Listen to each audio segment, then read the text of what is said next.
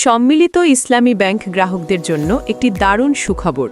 সুখবরটি হচ্ছে, গত ২২ মার্চ রবিবার চট্টগ্রামে অর্থ ও পরিকল্পনা মন্ত্রী আমির খসরু মাহমুদী চৌধুরী বাসভবনে সাক্ষাৎ করেছেন ভুক্তভোগী সম্মিলিত ইসলামী ব্যাংকের আমানতকারীরা। কী বলেছেন অর্থ ও পরিকল্পনা মন্ত্রী, এ বিষয়ে বিস্তারিত থাকবে আজকের এই ভিডিওতে।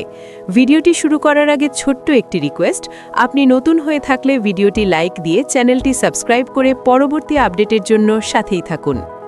গত ২২/৩/২০২৬ ইংরেজি তারিখে আমাদের চট্টগ্রামের নেতৃবৃন্দ মাননীয় অর্থ ও পরিকল্পনা মন্ত্রী মহোদয়ের সাথে তার চট্টগ্রামস্থ বাসভবনে সাক্ষাৎ করেছে এবং মন্ত্রীর কাছ থেকে একটা পজিটিভ কমেন্ট পেয়েছে।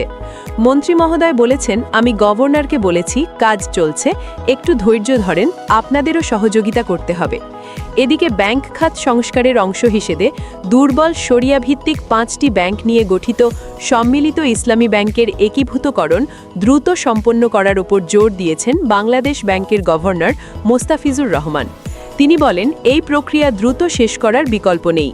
গত সোমবার ১৬ মার্চ গভর্নরের কার্যালয়ে ৫ ব্যাংকের প্রশাসকদের সঙ্গে অনুষ্ঠিত এক বৈঠকে তিনি আইটি সিস্টেম ইন্টিগ্রেশন সহ একীভূতকরণের কাজ দ্রুত এগিয়ে নিতে নির্দেশ দেন।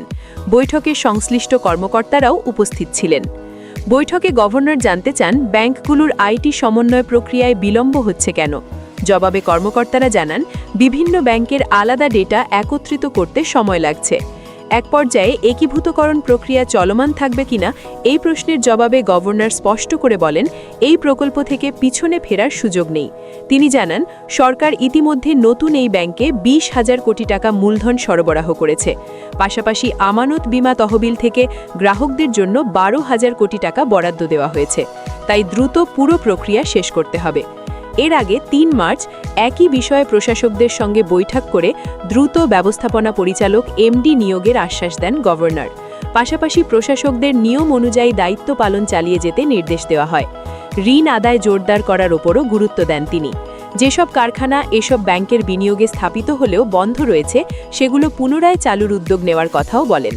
উল্লেখ্য, যেসব ৫টি ব্যাংক একীভূত করে সম্মিলিত ইসলামী ব্যাংক গঠন করা হয়েছে সেগুলি হল এক্সিম ব্যাংক পিএলসি, সোশ্যাল ইসলামী ব্যাংক পিএলসি, ফার্স্ট সিকিউরিটি ইসলামী ব্যাংক পিএলসি, গ্লোবাল ইসলামী ব্যাংক পিএলসি এবং ইউনিয়ন ব্যাংক পিএলসি।